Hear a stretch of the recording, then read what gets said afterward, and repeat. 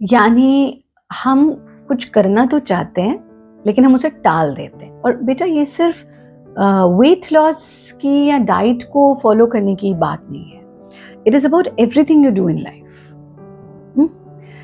इसको हम कहते हैं टालने की आदत, या सरल शब्दों मतलब अंग्रेजी में अगर कहें तो हैबिट ऑफ प्रोक्रास्टिनेटिंग समथिंग।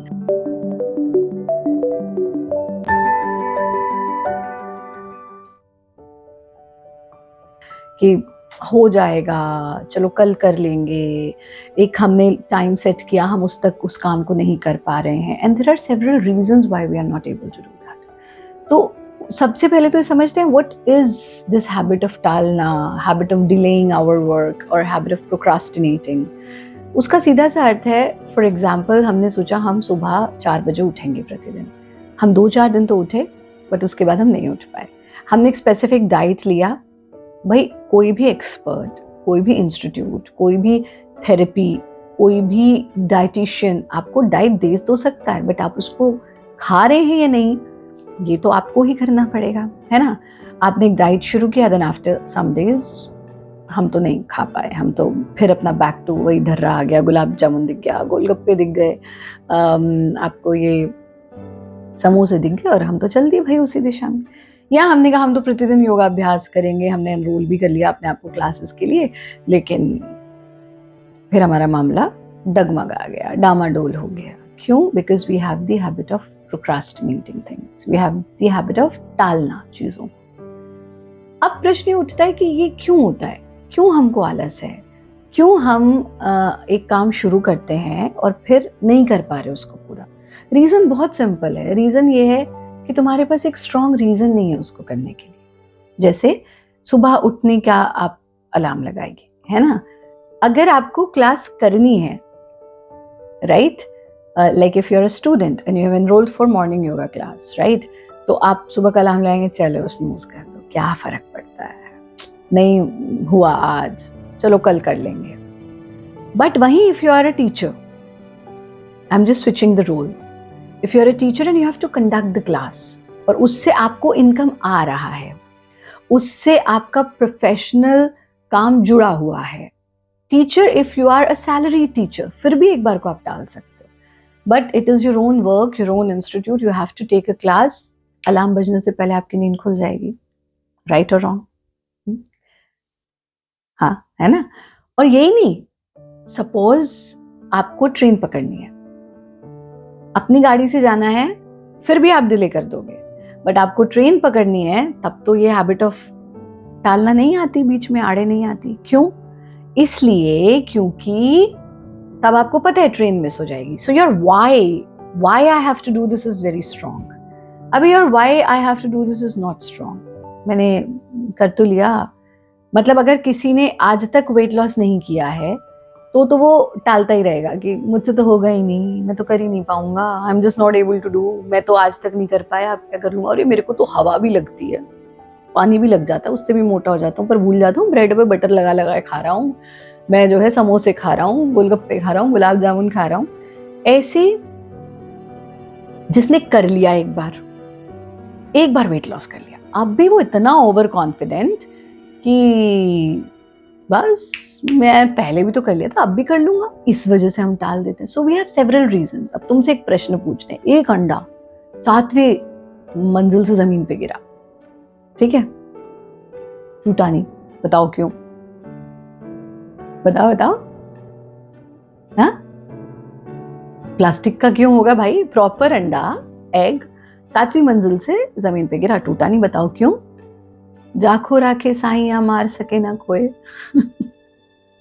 ठीक है, अभी दोबारा वो अंडा 7वीं मंजिल से गिरता है, फिर भी नहीं टूटा, नहीं वो तो हो गया, जाखो राखे साइया तो हो गया। अब बताओ क्या? Practice makes a man perfect. और तीसरी बार फिर से 7वीं मंजिल पे गया, गिरा और टूट गया, हाँ, this time broken. Why? Over confidence. तो ये तीनों चीजें इंपॉर्टेंट हैं। या तो आपने वो जर्नी का आनंद लिया ही नहीं तो आप टालते रहेंगे, आपने एक बार अचीव कर लिया था वो goal, so you know, over confidence, मैं तो कभी ना कभी कर लूंगा, और वो वेट गेन होता जा रहा है, या जो भी आदत के लिए आप कर रहे हो। तो your why is not very clear, so you have to give a strong reason why I want to do this. जब आप लोग वेट लॉस का जो कोर्स होता है ना, सेंटर पर भी हो रहा है या ऑनलाइन भी होता है, तो उसमें हम फर्स्ट डे एक मेडिटेशन करते हैं. We visualise ourselves after this 1 month of time period. और कितना कितना भी, आज सुबह वेट लॉस का क्लास था, एक शिष्य है, he said I have lost 5 kgs and that gives an immense sense of satisfaction that हमारा डिजाइन किया हुआ कोर्स, हमारा डिजाइन किया हुआ something has changed somebody's life. तो बट कंसिस्टेंसी इज इंपॉर्टेंट. वही उसी बैच में कोई है जिसका 0.5 भी नहीं हिला, सो दैट मीन्स टीचर तो अपना 100% दे रहा है. अब ये करने वाला कितना कर रहा है, दैट इज इंपॉर्टेंट. तो पहली चीज, you have to set a why I am doing this, why I want to do this. And whenever you lose hope, whenever you find yourself disinterested, ये भी स्वाभाविक है कि कुछ समय के बाद आपको इंटरेस्ट आना कम हो जाएगा.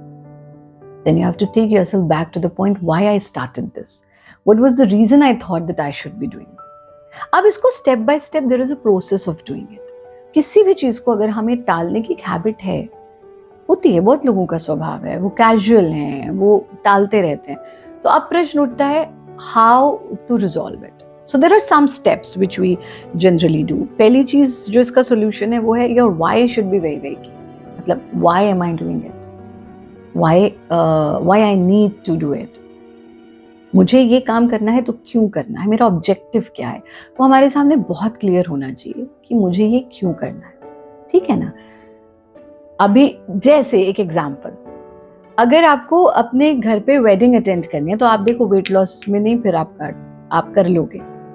बट अगर बस ऐसी कैजुअल हमको वेट लॉस करना है, because we have a lot of time, so set a time limit, set a specific why I want to do this. ठीक. दूसरी चीज जो आती है वो आती है planning and journaling. So you have to plan. आज प्लान करो कि मुझे कल क्या क्या खाना है, मुझे कल कितने बजे उठना है, मुझे कल क्या क्या करना है, क्या क्या टास्क कंप्लीट करने हैं. Planning and journaling. सिर्फ प्लानिंग से काम नहीं चलेगा. एक तो मैंने मेंटल प्लानिंग कर ली, ओ मेरे को ये करना है, सुबह उठे सब चला गया, फिर हम उसी ढर्रे पे, फिर हम रात को 10 बजे सोने वाले थे, क्राइम पेट्रोल देख रहे हैं, मतलब जो भी और देखते हो आप लोग. फिर हम जो है सुबह हमको उठना था, फिर हम उठे लेट, फिर हम जो है अनहेल्दी खा रहे हैं. Reason, because we have planned but we have not journaled it, we have not written it. So make a diary of yours. I always have a diary of mine. Even today I write everything what I have to do next day. So then write it down कि कल मुझे इतने बजे उठना है, ये करना है, ये खाना है, ये भी मुझे एक दिन पहले पता होना चाहिए. Because if I'll go unplanned, everything will be out of pace, out of time, सब कुछ उथल पुथल हो जाएगा. ठीक. So planning and journaling. तीसरी चीज जो बहुत महत्वपूर्ण है वो है, आज के समय में हमारे पास डिस्ट्रैक्शंस बहुत है. अभी हमारे एक दो शिष्य हैं, बड़े बढ़िया, उन लोगों ने अपने कुछ कंटेंट बना के एडवांस टीचर ट्रेनिंग कर ली, ट्रेन टीचर्स हो गए, तो they are just making their content and posting it on social media. अभी तो अपने आप ही कर रहे हैं, कोई टीम वगैरह नहीं है, बच्चे मतलब स्टूडेंट्स ही हैं. तो जैसे गुरुजी हम बैठते तो अपना पोस्ट करने और लग जाते कुछ और का कुछ देखने. So distraction is too much. अभी आप लैपटॉप लेके बैठे हो या बुक लेके बैठे हो या स्टडिंग, तुमको पता है मुझे इतना काम कंप्लीट करना है इतनी देर में, बीच में मोबाइल आ गया, बीच में सोशल मीडिया आ गया, बीच में किसी का फोन आ गया. So there are so many distractions. So you have to create an environment. अपना एक टाइम जब आपका स्पेसिफिक सेट हो गया तो अपने एक एनवायरनमेंट क्रिएट कीजिए. 2 घंटे में मुझे ये काम फिनिश करना है, with mobile with you, with social media with you, with so many things with you. आप 2 घंटे का काम 10 घंटे में खत्म कर दो. आप एक टाइम फिक्स करो 2 घंटा. यही तो मौन का कॉन्सेप्ट है ना. 2 hours I am going to be silent, I am not going to speak to anyone, I am going to be silent with body, tongue and mind as well. I am not going to scroll on social media. ये 2 घंटे में फटाफट काम खत्म करता हूँ. उसके बाद मुझे जो भी करना है मैं करूंगा. तो एक एनवायरनमेंट आपको क्रिएट करना पड़ेगा जहाँ पे लीस्ट डिस्ट्रैक्शन है आपका. फिर आ जाती है हमारी चौथी चीज, patience and consistency. Always remember, everything happens with patience. ऐसा नहीं है कि मैंने आज डाइट शुरू किया कल ही मेरा वेट लॉस हो जाएगा, या कल को मैंने स्केल पे देखा ओ थोड़ा कम हो गया, अभी तो मैं जो है फिर से कुछ खा लेता हूँ, तो मैंने एक दिन में कर लिया, अगले दिन में कर ही लूंगा. नहीं.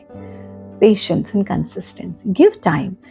टेक अपना एक स्पेसिफिक टाइम बनाइए, मुझे इतने समय में ये काम पूरा करना है.